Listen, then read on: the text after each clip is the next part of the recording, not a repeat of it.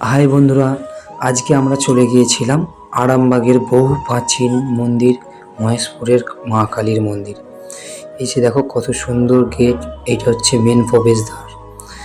এই প্রবেশদ্বারের পাশ দিয়ে এইখানে মা দুর্গার মন্দির আছে। মা দুর্গার মন্দির সাজানো হয়েছে বটে আজকে, কিন্তু আজ পুজো হয় না। এইটা হচ্ছে মহেশপুরের কালী মায়ের মন্দির। কত সুন্দর আলোকসজ্জা করা হয়েছে দেখুন, আলো দিয়ে সুন্দরভাবে ভরে দিয়ে যা হয়েছে।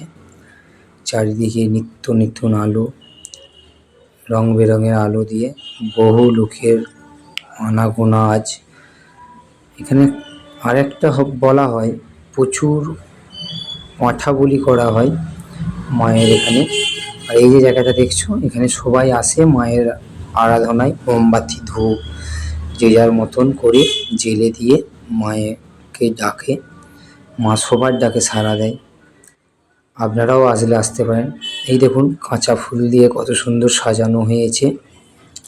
এবার আমরা যাচ্ছি মায়ের দর্শনের জন্যে। মাকে দর্শন করব। প্রচণ্ড ভিড়, তার মধ্যেও মায়ের দর্শন পেলাম। এই দেখুন কত সুন্দর মায়ের মুখ, যেন দেখলেই মনে হচ্ছে মা আমাদের দিকেই তাকিয়ে আছে। ফুল দিয়ে মায়ের পুরো ঘর সাজানো ভালোভাবে হয়ে আছে। প্রচুর লোকের আনাগোনা, প্রচুর লোক আজকের দিনে এখানে। এই একটা মনসা মন্দির, খুব সুন্দর দেখতে।